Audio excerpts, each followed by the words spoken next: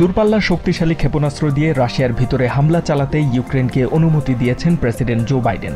রাশিয়ার কুরস্কে নর্থ কোরিয়ার প্রায় 50,000 সেনা মোতায়েনের পর বাইডেন এই সিদ্ধান্ত নেন। এর মাধ্যমে নর্থ কোরিয়া ও চায়নাকে বার্তা দেয়া হলো বলে মন্তব্য সেড্রিক লেইটনের।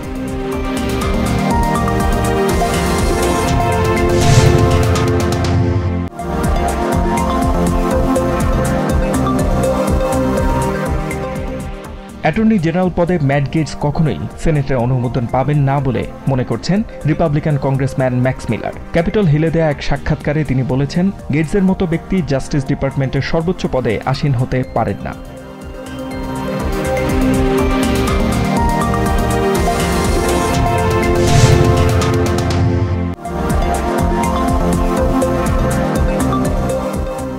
অ্যাটর্নি জেনারেল পদে মনোনীত ম্যাট গেটসের বিরুদ্ধে হাউস এথিক্স কমিটির তদন্ত রিপোর্ট প্রকাশ পেলে প্যান্ডোরার বক্স খুলে যাবে। হাউসের স্পিকার মাইক জনসন এমন সতর্কবার্তা দিয়েছেন। তিনি বলেন, কংগ্রেস থেকে কেউ পদত্যাগ করার পর এমন রিপোর্ট প্রকাশ ঐতিহ্য ও নিয়ম বহির্ভূত।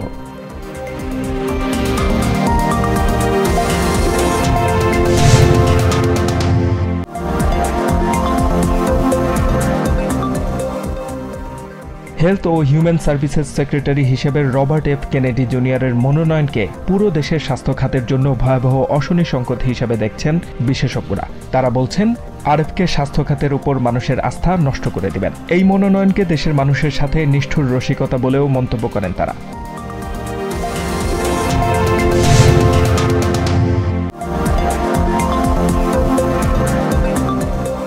বিএনপি ক্ষমতা এলে স্বৈরাচার বিরোধী আন্দোলনে শহীদদের নামে স্থান ও প্রতিষ্ঠানের নামকরণ করা হবে বলে জানিয়েছেন দলের ভারপ্রাপ্ত চেয়ারম্যান তারেক রহমান। এদিকে সোমবার জাতীয় প্রেস ক্লাবে আয়োজিত এক অনুষ্ঠানে যৌক্তিক সময়ে সংস্কার শেষ করে নির্বাচন দেওয়ার আহ্বান জানান বিএনপি মহাসচিব মির্জা ফখরুল ইসলাম আলমগীর।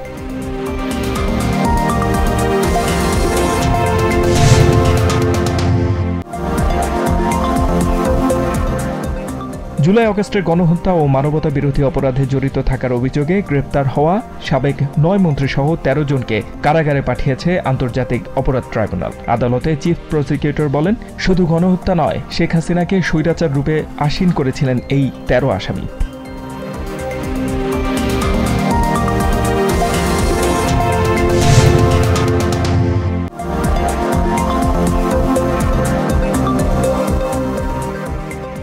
সাংবাদিক কামাল আহমেদকে প্রধান করে 11 সদস্য বিশিষ্ট গণমাধ্যম সংস্কার কমিশন গঠন করেছে সরকার। সোমবার প্রধান উপদেষ্টা প্রেস উইং এ তথ্য জানান। গণমাধ্যমকে স্বাধীন, শক্তিশালী ও বস্তুনিষ্ঠ করতে এই কমিশন গঠন করা হয়েছে বলে জানিয়েছেন উপদেষ্টা সৈয়দা রিজওয়ানা হাসান।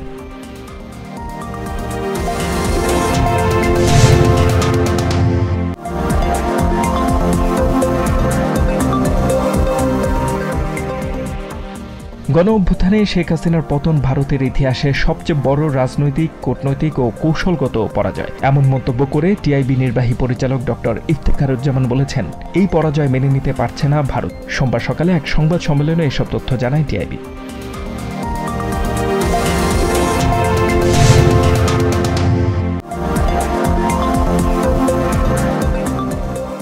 সহিংসতা ও বিক্ষোভে উত্তাল হয়ে উঠেছে ভারতের মণিপুর রাজ্য। নারী ও শিশুসহ স্থানীয় মেইতেই সম্প্রদায়ের 5 জনের মরদেহ উদ্ধারকে কেন্দ্র করে বিক্ষোভ করেছে ওই সম্প্রদায়ের লোকজন। বিক্ষোভের সময় সরকারি কর্মকর্তা এবং মন্ত্রীদের বাড়ি ভাঙচুর ও অগ্নিসংযোগের অভিযোগে 23 বিক্ষোভকারীকে গ্রেফতার করেছে পুলিশ।